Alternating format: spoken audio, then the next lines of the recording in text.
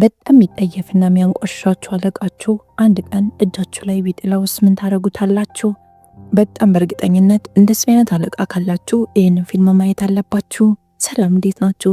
ዛሬም ሁልጊዜም እንደማደርገው አንድ አሪፍ ያልኩትን ፊልም ይዤላችሁ መጥቻለሁ። የምሰራቸውን ፊልሞች የምትወዷቸው ከሆነና እኔ እህታችሁን ማበረታታት የምትፈልጉ ከሆነ ሰብስክራይብ ያደረጋችሁ እኔ እህታችሁን ቤተሰባችሁ ማድረግ እንዳትረሱ። ፊልሙ ሌሎች ሰዎች ጋር ተደራሽነት እንዲኖረው የላይክ ምልክቷን እየተጫናችሁ የዛሬውን ፊልም ጀምሩት። ወደ ፊልሙ ታሪክ ስንሄድ ፊልሙ ሲጀምር አንድ ትልቅ ድርጅት ውስጥ የምትሰራ ሊንዳ የተባለች ሰው ያስተዋውቀናል። እናም ሳምንታቶችን የወሰደባትን ስራ ለዶኖቨን ታስረክበዋለች። እሱም በቃ ስራውን ከሰጠሽኝ እኔ ፕሬዘንት አድርገዋለሁ፣ ስብሰባው ላይ ብዙም አታስፈልጊም አላት። እሷም ስራውን እኔ እንደሰራሁት ንገራቸው ስትለው አታስቢ፣ ከባዱን ነገርና ዋናውን ስራ አንቺ እንደሰራሽ አሳውቃለሁ ብሎ ቃል ይገባላታል። ዶኖቨን ግን ልክ ወደ ስብሰባ ክፍል ውስጥ እንደገባ የእሷን ስም ከፋይሉ ላይ ያነሳውና ወደ ቆሻሻ መጣያው ይጥለዋል። ሊንዳ ከስራ ባልደረቦቿ ጋርም ጥሩ የሆነ ግንኙነት የላትም። እነሱም በተቻላቸው አቅም ርቀታቸውን ለመጠበቅ ነው የሚሞክሩት። ከስራ ውጭም ወደ ቤት ተመልሳም እንደዛ ነው፣ ብቻዋን ናት። እንደ ጓደኛም እንደ ቤተሰብም የምታስበው አንድ ወፍ አላት። ይሄ ብቸኝነቷ እንዳለ ሆኖ ሊንዳ ጠንካራ ሰራተኛ ስለሆነች ሁሉም ነገር ይስተካከላል ብላ ነው የምታስበው። የድርጅቱ ባለቤት ለሊንዳ የስራ እድገት እንደሚሰጣት ቃል ገብቶላት ስለነበር አሁንም እሱን እየተጠባበቀችን ያለችው። ግን የስራ እድገቱንም ሳይሰጣት የድርጅቱ ባለቤት ይሞትና አሁን ድርጅቱን እያስተዳደረ ያለው የዛ ሰው ልጅ ነው። እሷም ጠንካራ ሰራተኝነቷን ሁሉም ስለሚያውቁ አሁንም ቢሆን የስራ እድገት ይሰጠኛል ብላ ነው እየጠበቀች ያለችው። አዲሷ አለቃዋም ወደ ድርጅቱ መጥተው ሰራተኞችን ሲተዋወቅ ሊንዳ ፈጠን ብላ ራሷን ለማስተዋወቅ ትሞክራለች። እሱም ያን ያህል ደስተኛ አልነበረም። አለባበሷ ዝርክርክ ነው፣ በዛ ላይ ደግሞ አፏ አካባቢ ምግብ አለ። እሷም በጣም በእርግጠኝነት በተቻለኝ አቅም ሁሉ ድርጅቱ ስኬታማ እንዲሆን እጥራለሁ አለችው። አዲሱ የድርጅቱ ባለቤት ብራድሊ በእሷ ምንም ደስተኛ አይደለም። በፍጥነት እጁን ያስለቅቃትና ወደ ቢሮው ይሄዳል። ብራድሊም የአባቱን ቀኝ እጅ ያቺ ሴት ማናት ብሎ ይጠይቀዋል። እሱም ሊንዳ ትባላለች፣ አባቴ በጣም የሚወዳት ሰራተኛው ናት፣ እናም የስራ እድገት ሊሰጣት ቃል ገብቶላት ነበር አለው። ብራድሊ ግን የተነገረውን ሳይሰማ የስራ እድገቱን ለዶኖቨን ይሰጠዋል። የአባቱ ቀኝ እጅም ለብራድሊ ማስጠንቀቂያ ይሰጠዋል። አሁን ወደ ቻይና ሄደ ለምትፈጽመው ውል ሊንዳ ታስፈልጋለች፣ ያለሷ ነገሮችን ምንም ማድረግ አትችልም አለው። ሊንዳ ለሷ ሊሰጥ የነበረው የስራ እድገት ተዛዝሮ ለዶኖቨን እንደተሰጠ ስታውቅ በጣም ነበር የተናደደችው። ከዛም ትሄድና ብራድሊ ለምን የስራ እድገቱ እንዳልተሰጣት ጠየቀችው። እሱም ለስራው ትክክለኛው ሰው ነሽ፣ ነገር ግን ከስራ ባልደረቦች ጋር ጥሩ ግንኙነት የለሽም፣ ለስራው ደግሞ መሪ መሆን አለብሽ አላት። ከዛም እርሷ ላይ የሆነ የተለጠፈ ነገር እንዳለ ይነግራትና ያሸማቅቃታል። ግን አንድ የመጨረሻ እድል ሰጥሻለሁ፣ ሰሞኑን ወደ ቻይና ሄጄ አንድ የምፈጽመው የስራ ውል አለ፣ እዛ ላይ ምን ያህል ነገሮችን ማስተካከል እንደምትችል አይቼ ስራውን ልሰጥሽ እችላለሁ አላት። የዛኑ ሰዓት የብራድሊ እጮኛ ትመጣለች። ሊንዳም እቺን ቆንጅዬ ሴት ስትመለከት በጣም ነበር የቀናችባት። ሊንዳም ቢሮውን ለቃ ልትወጣ ስትል ብራድሊ ከመሄድሽ በፊት ቢሮ ወንበር ላይ ቁጭ ብለሽ ምግብ እንዳትበይ፣ ከዚህ በኋላ ካፌ መጠቀም ትችያለሽ ብሎ ተቆጣት። በተናገረ ንግግር ሊንዳ በጣም ተሸማቃ እንባዋን እንዴትም ተቆጣጥራ ቢሮውን ለቃ መኪና ውስጥ ሄዳ ትቀመጣለች። ከቀናት በኋላ ሊንዳ ከብራድሊና ከሌሎች ከስራ ባልደረቦቿ ጋር አንድ ላይ በመሆን ወደ ቻይና ጉዞ ጀመሩ። ሊንዳ አለቃዋን አስደስታ ይህን የስራ እድገት ልታገኝ ወስና ነበር። ወደ ፕሌንም ከገባች በኋላ ሊንዳ አላረፈችም። ለስራው የሚሆን ነገር አንዳንድ ነገሮች እያስተካከለች ነው። እነሱ ግን አንድ ላይ ሰብሰብ ብለው ሶሻል ሚዲያ ላይ ያገኙትን የሊንዳን ቪዲዮዎች እያዩ ይስቁባታል። እሷ ግን ስራዋን እየሰራች ሙዚቃ እያዳመጠች ስለነበር ምን እንደሚሉ እየሰማቻቸው አልነበረም። በስተመጨረሻም ልክ ኤርፎኗን ስታወልቀው በእሷ እየሳቁ እንደሆነ ተረዳች። ሊንዳ በጣም ነበር የተናደደችው። ከዛም የጻፈችውን አዲስ ሪፖርትንም አጠፋቸው። በዚህ መሃል ነው ፕሌኑ መንቀጥቀጥ የጀመረው። ሌሎቹ ብራድሊ ለማዋራት ከበውት ከወንበራቸው ተነስተው ስለነበረ ፕሌኑ በሚንቀጠቀጥበት ሰዓት በጣም ነበር የተጎዱት። ከዛም የፕሌኑ በር ወዲያው ነበር የተገነጠለው። ዶኖቨንም ህይወቱን ለማትረፍ ሊንዳን ለመያዝ ይሞክራል። እሷም ህይወቱን ልታተርፍለት ሞክራ ነበር። ነገር ግን ቀበቶዋን ሊፈታ እንደሆነ ስታውቅ በያዘችው ሹካ ወጋችውና ትለቀዋለች። ብሌኑም ቀጥታ ያረፈው ውሃ ላይ ነበረ። ሊንዳ እንዴትም መብላ ህይወቷን ለማትረፍ ትሞክራለች። ነገር ግን በመሃል ራሷን ሳተች። የሚቀጥለው ቀን ጠዋት ሊንዳ ባህሩ እየገፋ አምጥቷት ራሷን አሸዋ ላይ ያገኘችው። ከዛም ከሷ ውጭ የተረፈ ሰው እንዳለ ስትፈልግ በስተመጨረሻም አለቃዋ ብራድሊን አገኘችው። እግሩ ትንሽ ተጎድቷል፣ ግን በህይወት አለ። በተቻላት አቅም የሾሉ ድንጋዮችን በመጠቀም ኮባ ትቆራረጥና ቤት ለመስራት ሞከረች። የዝናብ ውሃዎችንም ለመሰብሰብ የተለያዩ ዘዴዎች ተጠቀመች። የዛን ቀን ምሽት ሌሊቱን በሙሉ ኃይለኛ ዝናብ ሲዘንብ አደረ። ሊንዳ ግን ብራድሊ ስትንከባከበው ነበር ያነጋችው። እስካሁን ራሱን እንደሳተ ነው፣ አልነቃም። የሚቀጥለው ቀን የሰበሰበችውን የዝናብ ውሃ መጠጣት ትጀምራለች። በጣም ደስተኛ ነበረች። ብራድሊም ከነቃ በኋላ የሚጠጣውን ውሃ ሰጠችው። እሱ ግን ሌሎች እሱ ብሎ ነበር የጠየቃት። እሷና እሱ ብቻ እንደተረፉ ነገረችው። በዚህም በጣም ነው የተናደደው። ከዛም ህይወቴን ስላተረፍሽልኝ አመሰግናለሁ አላት። ሊንዳ እንዴትም ብላ ሳታያይዝና አሳ ጠምዳ አሳ መጥበስ ጀመረች። ከዛም ብራድሊ ልታበላው ሞከረች። እሱ ግን አልበላም ብሎ አስቸግሯት ነበር። በህይወት ለመኖር መብላት ስላለበት በግድም ቢሆን አበላቸው። እሷ አዲስ ባገኘቻቸው ነገሮች በጠቅላላ በጣም ነበር የምትደሰተው። እሱ ግን ሁሌም የምታገኛቸውን ነገሮች ከማንቋሸሽ ውጪ ምንም ነገር አያረግም። ከዛም ሊንዳ ላይ ይጮህባታል። ለምንድን ነው እርዳታ ማትፈልጊው? እዚሁ ለመኖር የወሰንሽ ይመስል ነገሮችን ታስተካክያለሽ ብሎ ጮህባት። ከዛም ብራድሊ ለመቆም ይሞክራል። ነገር ግን እግሩ አሁንም ተጎድቶ ቁስል ስለነበረ መቆም አልቻለም። ሊንዳም መቆም እንደፈለገ ስላወቀች ልትረዳው ትጠጋለች። በጣም ተናዶ ይጮህባትና አትንኪኝ፣ አሁንም ቢሆን እኮ አለቃሽ ነኝ አላት። እሷም ተናዳ ጸጥ ትለውና የምትፈልጋቸውን እቃዎች ሰብስባ ካጠገቡ ራቅ ትልለታለች። እሱ ካሁን ተመልሳ ትመጣለች ብሎ እየጠበቀ ነበር። እሷ ግን ከሱ ርቃ የምትኖርበትን አዘጋጅታ ጥላው ጀኖረች ነበር። 2 ቀናቶች አለፉ። መንቀሳቀስ ስለማይችል ፀሐይ ላይ ቁጭ እንዳለ ነው 2 ቀን ያሳለፈው። ፀሐዩን በርትቶበት ልክ ራሱን ሊሰጥ ሲል ሊንዳ ትሄድና ውሃ ሰጠችው። ከዛም ከዚህ በኋላ እኮ እኔ እናንተ ቢሮ ውስጥ አይደለም ያለነው፣ ስለዚህ ልታከብረኝ ይገባል አለችው። ሊንዳም መበላት የሚችል ነገር ለማደን ትወስናለች። ብራድሊም ምን አቅማለሽና ነው ለማደን የምትሞክሪው? አረፈሽ ቁጭ በይ ብሎ ያስጠነቅቃታል። ሊንዳ እንዴትም ተሾካ ትሄድና የምትፈልገውን እንስሳ አገኘችው። ከዛም ብልሃት ተጠቅማ እንስሳቱን ገደለችው። ሊንዳ ብራድሊ በጣም አናዷት ስለነበር የገደለችውን እንስሳ አንገቱን ቆርጣ አጠገቡ ትጥልለታለች። ደሙም እንዳለ ሰውነቱ ላይ ተረጨ። ከዛም በጣም ተናዳ ቢሮ ውስጥ አይደለም ያለነው ጫካ ውስጥ ነው፣ ስለዚህ ልታከብረኝ ይገባል አለችው። ምሽቱን የዚህን እንስሳ ስጋ እየጠበሱ ይበላሉ። ሊንዳ ከረጅም ጊዜ በኋላ የሚጣፍጥ ነገር በላች። የሚቀጥለው ቀን ሊንዳ ጫካውን እየተዘዋወረች እያለ ፏፏቴ ተመለከተች። ቆሻሻም ስለነበር ገላዋን ታጠበች፣ የሚጠጡትም ነገር ቀዳች። ከዛም በውሃው ነጸብራቅ ራሷን መመልከት ጀመረች። ከዛም በሩቁ ጀልባ ትመለከታለች። ሮጣ ልጠራቸው ማሰበችና በኋላ ደግሞ ሀሳቧን ቀየረች። ያየችውንም ነገር ለብራድሊ አልነገረችውም። የነገረችው ንጹህ የመጠጥ ውሃ የሚያገኙበት ፏፏቴ እንዳገኘች ብቻ ነው። እናም አዲስ የሰራችውንም ቦርሳ ታሳየዋለች። ብራድሊ በጣም ተናዷል።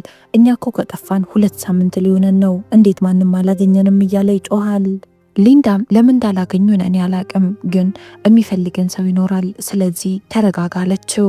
ብራድሊም እኔ ካንቺ ጋር እዚህ ጫካ ውስጥ አልቀመጥም፣ እርዳታ ፈልጋለሁ ብሎ ተነስቶ ለመራመድ ይሞክራል። ነገር ግን እግሩ አሁንም ቢሆን ጥንካሬ አላገኘም። እሷም ልታስቆመው ስትሞክር እኔ እኮ የትልልቅ ድርጅቶች ባለቤት ነኝ፣ እንደውም ከስራም ተባረሻል አላት። ከዛም ከሷ ተለይቶ መቆየት እንደሚፈልግም ይናገራል። እሱም መከተል ትተውና ለራሷ የሚያስፈልጋትን ነገር ታስተካክላለች። እሷ ከሱ የተሻለ መጠለያ ሰርታለች። ምግብም ሆነ መጠጥ ምንም የሚቸግራት ነገር የለም። በዚህም በጣም ተናዶባታል። ርቦት የተለያዩ ነገሮች አንስቶ ለመብላት ይሞክራል። ነገር ግን በጣም ነው የሚመሩት። ርቦትና የሚያደርገው ነገር ግራ ግብት ብሎ ተመልሶ ወደ እሷ ይሄድና ይቅር በይኝ፣ ያላንቺ ከዚህ በኋላ መኖር አልችልም አላት። እሷም ምግብ እየበላች ስለነበር ከምትበላው ምግብ አካፈለችው። እግርህ አሁን እየተሻለክ ስለሆነ ዞር ዞር እያረኩ ጫካውን አሳያለሁ አለችው። በዚህም ተስማሙ። ከዛም ፏፏቴው ወዳለበት እንዴት መብላ ቀስ እያለች ትወስደዋለች። እናም መበላት የሌለባቸውን አትክልቶች እንዴት እንደምትለይ ማሳየችው። ከዛም እዛ ጋር ራቅ ያለውን የኤክስ ምልክት ተመለከት ካለችው እሱም አዎ ሲላት ወደዛ እንዳትሄድ በጣም አደገኛ ቦታ ነው ትለዋለች። ከዛም እየተመለሱ እያለ ብራድሊ ስለደከመው እዚህ ጋር ረፍት ልውሰድ ይላል። ሊንዳም የረገጠችው ድንጋይ አዳልጧት ወደ ታች ወድቃ ነበር። እሱ ነው ጎትቶ ህይወቷን ያተረፋት። በኋላም ሊንዳ ከጫካው ውስጥ ሙዝ ታመጣና ጥሬ ሙዝ ስለነበር እሳት ውስጥ ከተው አብስለውት ለመብላት ይወስናሉ። እናም ፍራፍሬዎችን በመጠቀም የሰራችው መጠጥ ስለነበር እሱንም እየጠጡ የዛን ቀን ምሽት ጥሩ ጊዜ እያሳለፉ ነበር። በወሬያቸው መሀል ሊንዳ ስለ ራሷ ማውራት ትጀምራለች። በጣም ይደበድባት ባልም እንደነበራት ነገረችው። መደብደቡ ሳያንስ ደግሞ በጣም አልኮል ይጠጣል። አንድ ቀን በጣም ብዙ ጠጥቶ መኪና እንዲነዳ ፈቀድኩለትና አደጋ ደርሶበት ሞተ ብላ የባሏን አሟሟት ነገረችው። የባሏን አሟሟት ከዚህ በፊት ለሌላ ሰው ለማንም ማውራት አታውቅም። እናም ይህንን መጠጥ በደንብ ጠጥታ ይህንን ጫካ ለቃ መውጣት እንደማትፈልግ ለብራድሊ ትነግረዋለች። ጠዋት ሊንዳ ስትነቃ ብራድሊን ገላውን እየታጠበ ትመለከተዋለች። ብዙም ሳይቆይ ኃይለኛ አውሎ ንፋስ የቀላቀለ ዝናብ ዘነበ። እናም የሰሩትንም ቤታቸውን አፈራረሰው። ዝናቡም እስኪያባራ የሆነ ዋሻ ይፈልጉና እሱ ውስጥ ገብተው ይጠለላሉ።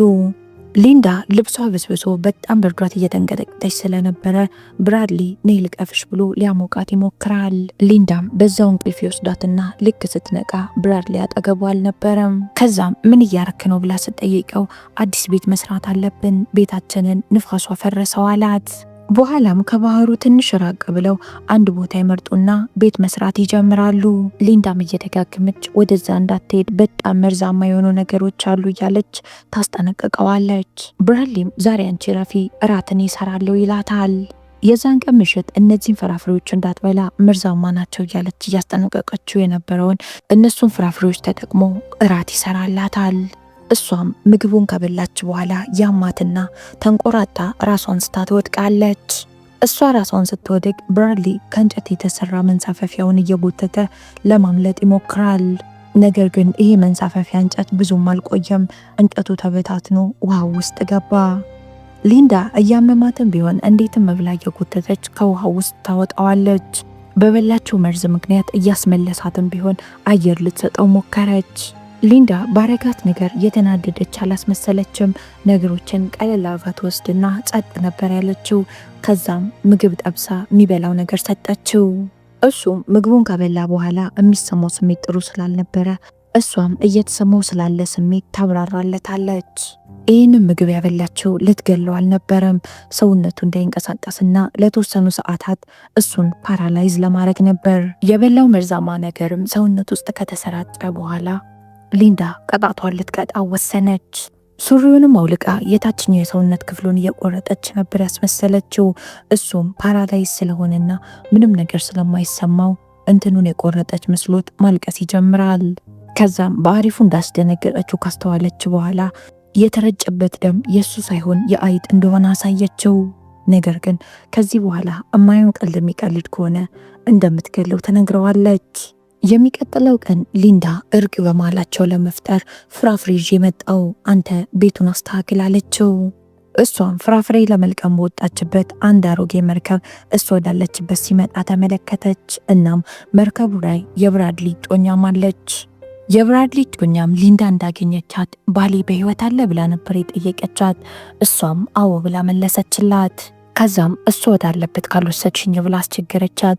ሊንዳ እንዴት አድርጋ የብራድሊን እጮኛና መርከብ የሚነዳውን ሰውዬ ማስወገድ እንዳለባት ማሰብም ቀጠለች። ከዛም ከእናንተ ጋር ማመቷል ብላ ስጠይቃቸው እነሱም ሁለታችን ብቻ ነን አሏት። ሊንዳ በህይወት ተርፋ ወደ ቀድሞ ህይወቷ መመለስን አልፈለገችውም። ከዛም ጫማዋን እያሰረች በማስመሰል እናንተ ለፉ ከኋላችሁ ከተላችኋለሁ ትላቸዋለች። የብራድሊ እጮኛም እየተራመደችበት የነበረው መንገድ ጥሩ ስላልነበር አዳልጣት ወደ ታች ትወድቃለች። መርከቡን የሚነዳው ሰውም እሷን አድናለሁ ብሎ ሊንዳ በድንጋይ መታ ሁለቱንም ጣለቻቸው። ሊንዳ ተመልሳ ወደ ብራድሊ ስትመጣ ስሜቷ ጥሩ አልነበረም። ሲያናግራት ዛሬ ተወኝ ደክሞኛል ነበር ያለችው። በኋላም ሊንዳ በጣም የሚያስፈራ ህልም ታያለች። የብራድሊ ጮኛ መታ አንቺ ነብሰ ገዳይ ያለች ሊንዳ ላይ ትጮህባታለች። ብራድሊ የሚበላ ነገር ፍለጋ ይወጣል። በዚህ መሃል ነው ባህሩ ዳር የጮኛውን ጣት የተመለከተው። ቆፍሮ ሲያወጣትም እጮኛው ሆኖ አገኛት። እየጮኸ ምን እንደተፈጠረ ለመጠየቅ ወደ ሊንዳ ይመጣል። ከዛም ቀለበቱን ካሳያት በኋላ ምንድነው የተፈጠረው ብሎ ጠየቃት። እሷም እጮኛ አንተን ፍለጋ መታ ነበር፣ ነገር ግን ወደ አንተ ይዣት እየመጣው እያለ አደጋ ተፈጥሮ ሞተች አለችው። ብራድሊ ግን ሊንዳን አላመናትም። ሊንዳም እንደሚገላት ስላወቀች ቢላዋን ስትፈልግ ቢላዋን እሱ ይዞታል። እሷም ህይወቷን ለማትረፍ መሮጥ ትጀምራለች። እሱም ከኋላ እየተከተላት ነው። እሱም ይዛትና ይጣሉ ጀመር። ብራድሊ ለትንሽ አይኗን አጥፍቶት ነበር። ሊንዳ ህይወቷን ለማትረፍ ብላ ስጋውን በጥርሷ ነበር ያነሳችው። በዚህ ጥላቸው መሃልም ሊንዳ የጣት ቀለበቱን ከጣቱ ላይ አውጥታ ትውጠዋለች። ይህም ነገሯ ብራድሊን በጣም አናደደው። ነገር ግን በያዘችው ስለታማ ነገር ወቅታው ስለነበር እየሮጠ ወደ ጫካው ይገባና ሊያመልጣት ሞከረ። ከሷ ለማምለጥ በሚሞክርበት ሰዓት እዛው ጫካው ዳር ላይ የተሰራ የሚያምር ዘመናዊ ቤት ይመለከታል። ሊንዳ ያን ተራራ ትመለከተዋለ። የኤክስ ምልክት ወደዛ እንዳትሄድ ብላ አስጠንቅቃው ነበር። ለምን እንዳትሄድ እንዳለችው አሁን ገና ነው የገባው። ቤቱን ሲመለከት ወደ ውስጥ የሚገባና እርዳታ ለማግኘት ይሞክራል። ቤት ውስጥ ማንም ሰው አልነበረም። ስለታማ ለመፈለግ መሳቢያውን ሲከፍተው ሊንዳ በካሜራ እየተመለከተችው ቤት ውስጥ ምንም አይነት ስለታማ ነገር የለም ትለዋለች። ሊንዳ ይህንን ቤት ያገኘችው ቀደም ብላ ነው። እናም ቤት ውስጥ ያሉትን ሰዎች በጠቅላላ ገላቸዋለች። እናም ቀደም ብለን እርዳታ ማግኘት እንችል ነበር፣ እኔ ግን ካንተ ጋር መቆየት ስለፈለግኩ ነው እርዳታ እንድናገኝ ያላረኩት አለችው። ሊንዳም መሳሪያ ይዛ ትመጣና ብራድሊን ታስፈራረዋለች። እሱም ህይወቱን ለማትረፍ ያላደረገው ነገር የለም። እኔ በጣም ነው መወደሽ፣ እስካሁን ስለ ሁሉም ነገር ትክክል ነሽ ይላታል። ሊንዳም እንደዚህ እያላት የሆነው ሊገላት እያቀደ እንደሆነ ስትረዳ ፈጥና ነበር የገደለችው። እድልም አልሰጠችውም። ይህ ሁሉ ነገር ከተፈጠረ ከዓመት በኋላ ሊንዳ በጣም ስኬታማና ሀብታም ሴት ሆናለች። እናም በዛ አደጋ ብቸኛዋ በህይወት የቀረችው ሰው እሷ ናት ተብሎ ነው የሚታሰበው። በተፈጠረው ነገርም ተንተርሳ መጽሐፍ ጽፋለች። ጋዜጠኛዋም ሊንዳን የመጨረሻ መናገር የምትፈልጊው ነገር ምንድን ነው ብላ አስጠይቃት ራሳችንን እንጂ ያለነው ሌላ ማንም ሰው የለም ብላ ንግግር ታደርጋለች። የዚህ ፊልም ታሪክ እዚህ ላይ ያበቃል።